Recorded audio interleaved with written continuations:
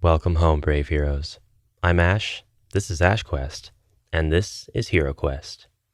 And this is OrcQuest. And if I had $1 for every time somebody has asked me, Ash, can we use OrcQuest minis with HeroQuest? Can we use OrcQuest anything with HeroQuest? Well, I think I'd have about $5, which is still pretty cool.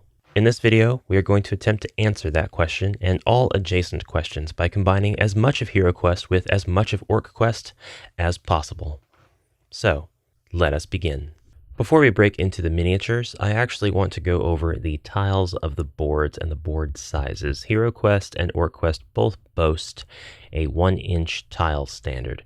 However, it quickly becomes clear that there is ever so slightly a difference between their 1-inch tiles.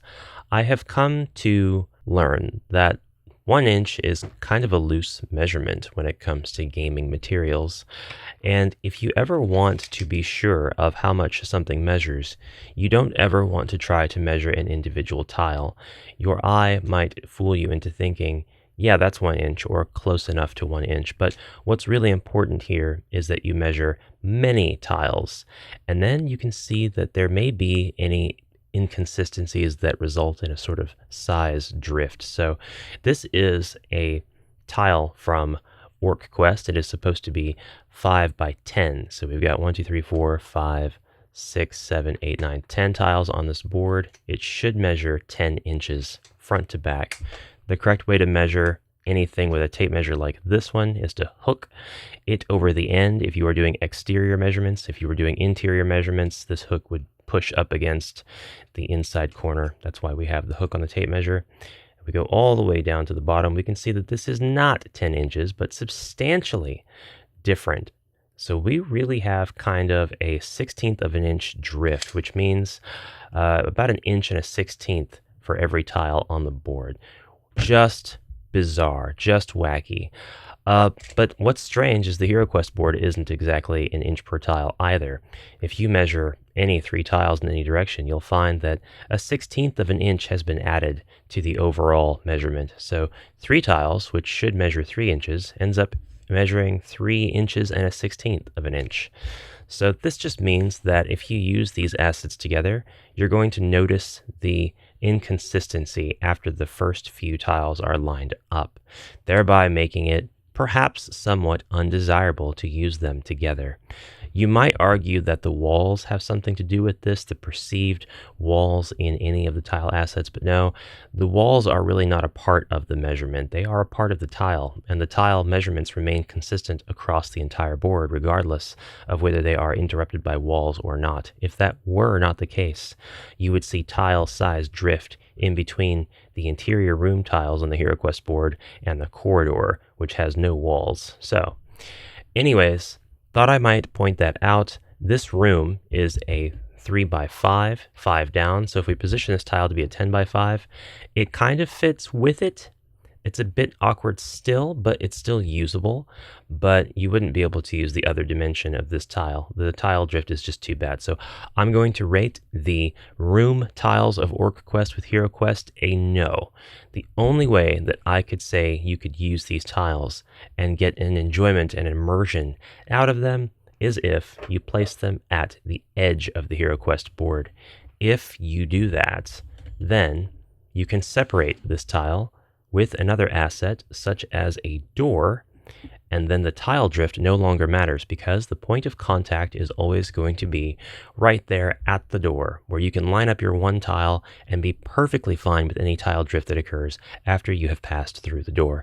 After all, there are plenty of games where tiles are of irregular sizes on the board itself while you are playing, Dragon Strike being the chief example that I have in my mind. You've got all kinds of different tile sizes and different tile shapes in Dragon Strike. They aren't just all squares. The vast majority of them are, but then you have some that turn into a diagonal path on the board and the like. So this sort of usage between tiles should not ever be too immersion breaking. It should be just fine. It will take up quite a bit of extra space on your table, but that is the risk you run when you want to play giant homebrew tabletop dungeon crawling games.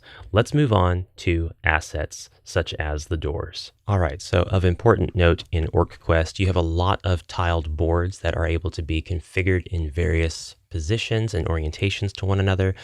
All of them are double-sided as well, so we have a lot of interior rooms as well as exterior rooms. We have a lot of versatility with the OrcQuest boards, so it's no surprise, no wonder at all that people might want to use these for HeroQuest homebrew. However, I should point out that OrcQuest doesn't come with any furniture, at least not any 3D furniture. OrcQuest comes with a lot of tiles that represent furniture that you can, of course, destroy as your band of marauding, pillaging, heroic, badass orcs. And to this end, I thought it'd be a lot of fun to compare the qualities of the furniture. Well, not really the 2D tiles versus the 3D. I don't need to go there. It is probably goes without saying. Now, OrcQuest is a game that is played on these tiled boards, a large variety of them. They're all double-sided. We have exteriors, we have interiors, and they pretty much go together in limitless configurations and orientations to provide you with a huge variety of maps. It's no wonder that people would like to see if these are usable with HeroQuest. However, OrcQuest doesn't come with 3D furniture. OrcQuest does indeed come with 2D tiles that represent furniture. And it probably goes without saying that even though there's a little bit of tile drift between the board sizes of HeroQuest and OrcQuest, there shouldn't be any problem at all if you want to use the 2D tiled furniture or any of the 2D tiles that come with OrcQuest, as long as it's not the map directly, with HeroQuest. And there shouldn't be any problem if you want to use the 3D furniture and doors of HeroQuest with OrcQuest. In fact, these doors from HeroQuest work perfectly for OrcQuest maps, and the OrcQuest maps all have completely closed off interiors because that is supposed to be facilitative of allowing you to place a door at whatever edge you want. They're not quite like the Loki maps where the doorway is implied right on the map itself. It is more, well, how do we want to use this today? Today we'll put the door here in this quest, sort of a scenario. Now you'll notice I've got the 3D furniture set up on the board for OrcQuest, and this is not actually how the furniture is set up in OrcQuest. The furniture takes up a lot less space. So instead of the table, which traditionally in HeroQuest takes up a 2x3 grid of squares, or 6 squares altogether, taking up so much space, it would actually take up perhaps 2 tiles. And then our alchemist's workbench over here, that would probably only take up 2 tiles. I've noticed that the assets are sized such in HeroQuest that it's not impossible to get them to just take up a couple of tiles. And while this might be a little bit cumbersome if the room starts to get crowded with a lot of monsters, I still think it's doable. So our alchemist's table and our room table can take up the bare minimum amount of tiles on this OrcQuest board, and I don't think it looks too awkward or too out of place in order for it to be serviceable to OrcQuest standards. Your 2D tile representations of furniture can, of course, take up the entire space that they're designed to, which is to say this bookshelf or table, which is a 1x2, that can still take up 1x2 tiles in HeroQuest, no problem. Or if you wanted it to follow the HeroQuest furniture convention, you can easily slide them to take up more than the tiles they're supposed to. And then that way, you've got a piece of furniture that takes up the full 3 tiles of a normal HeroQuest bookshelf. You just say to your heroes, you can't step on this square or this square. It is encroached upon by the furniture. If you wanted to flip that over and have this table take up all 6 tiles that a standard HeroQuest table takes up, you can do that as well. Just have it encroach on 6 tiles and explain to your players that, hey, even though the table's small, orcs and goblins don't have any sense of interior design, and that's where it went. Something really cool about OrcQuest is that it has patrols, and patrols will always enter the board, follow a prescribed patrol path unless they are interrupted by an event, and make it to the end of their path and leave.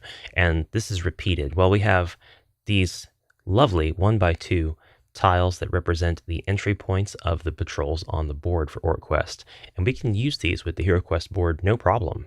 Now, despite that, there are going to be a couple of problems. These are always 2-tile wide paths, but HeroQuest doesn't give us a lot of 2-tile wide corridor. So your patrol can start in a place that might be conventional, such as here, and end in a place that is conventional, such as here, allowing for the entire patrol to take place between these 2 points and always maintain its 2-tile wide integrity. Or you could take your end of patrol tile, let's say placing it at the bottom of the HeroQuest board, right down there, and you could have your patrol either split up in the middle, or you could maintain the tight formation of the patrol, but change its orientation such that now all of your patrol members are following a single line. This is something that I think would be doable. It might take a little bit of imagination to solve the niche scenarios that may come up with question as to how a patrol should behave if they're having to go through a corridor, who goes in first, who comes out first, that sort of thing. But I believe in you, Zargon/Badass. You can, of course, easily use all of the 1-by tiles with your HeroQuest board from the OrcQuest game. Your bell, for example, can go anywhere you'd like it. You're not going to have any problems putting down single tiles anywhere. Of particular interest to me is the spawn area that comes with OrcQuest. We have all of these different room configurations that we can make by adjusting the spawn area dividers. And so this would work perfectly with HeroQuest. We would be able to take this room, which is, for example, a 3x5, and make a 3x5 room in the spawn area. And in seconds, I was able to create a 3x5 room. If we were making our own quests on the HeroQuest board using OrcQuest, then we can say that this room, for example, has a 3 in it. And we'll pull 3 tiles out of our enemy reserves, and we'll place them in the room wherever the spawn dice fall. And of course, it doesn't matter what dice we use. We're just really trying to get a handle on the placement of assets. So we drop them in, not roll, and wherever the dice land is where the enemies will go in the corresponding room. So we might have to interpret. I would say this dice falls here, and this probably here. And this is where I would take my reserve enemy tiles and place them into the HeroQuest room. So I think that that works out beautifully. I don't think that there's any problem with that at all. Now, when you are ready to flip these tiles over, they will represent their bad guys. You won't have any issues with these single tile representations on the board. We, of course, now get rid of these and use the miniatures, but this is just OrcQuest's way of generating rooms of monsters. So we now have a warthog and 2 of these porks that we're going to place on the board, and that's going to bring us to our most questioned point. How do the miniatures look side by side? So we're going to compare the number 1 asset here, and that is going to be the orcs. The titular orcs of OrcQuest hold up remarkably well compared to the HeroQuest complement of orcs. I would say that they could be interpreted as the exact same scale. Now, I see that these are different sizes. Ash, are you insane or are you just blind? Different sizes doesn't mean different scale. We have very similar proportions, and if you were to take a normal human who might be glued to their desk, such as me, and put them up next to a bodybuilder or somebody who hits the gym every single day, then you might get results that are very similar to this. But these 2 orcs look like they could very well belong in the same universe. And that works for our female hero orc, as well as the monster mob orcs that are female from HeroQuest as well. Although it's a bit reverse, the female HeroQuest orcs look like they have hit the gym every day, and our lovely Dex main orc from OrcQuest, Thala here, she has not. She is more lithe in comparison. They still don't look like they're from different scales, in my opinion, though. One just looks like a slimmer version of the other. If we're splitting hairs, the head sizes might seem just slightly, ever so slightly different. And I know head sizes between people in real life do differ. Maybe not very much at all, and maybe not perceptibly so between these 2 minis as well. The scale of the heads on the goblins are remarkably similar as well. It's the body part sizes other than the heads that start to get me worried. Our roguish goblin is quite buff compared to our shrimpy HeroQuest goblins. However, you can mark that up to their different goblin subspecies.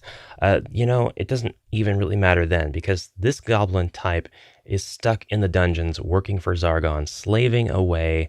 They're malnourished. They don't get paid very well. There's no union benefits.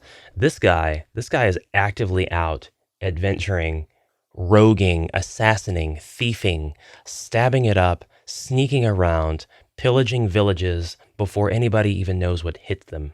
I would hope that anybody watching this isn't too picky on scale anyway, because it is pretty evident that even within game systems themselves, it might be kind of difficult to maintain scale, especially if you have two different artists. The sculpts on these guys are just ever so slightly different in terms of just the head size, and they're both from HeroQuest, so... And the issue of subspecies and lifestyle is definitely valid. If you take a look at the Orc Bard from HeroQuest as well as the Orc Mob Enemy, we've got different foot sizes. Sure, the Orc Bard might look like he has the same size feet, but he's wearing boots, and the other orc is barefoot. We've got some slightly different sizes between these two orcs in a lot of different places. Never mind. And don't even get me started on size differences between dogs and wolves. Of course, there are going to be massive size differences between any two species of dog in real life. At any rate, I judge that these miniatures are perfectly compatible stylistically to perform alongside one another on your tabletop, be it whether you are playing HeroQuest or OrcQuest with miniatures from either side. But don't take my word for it. Let's get a nice overview look at everybody.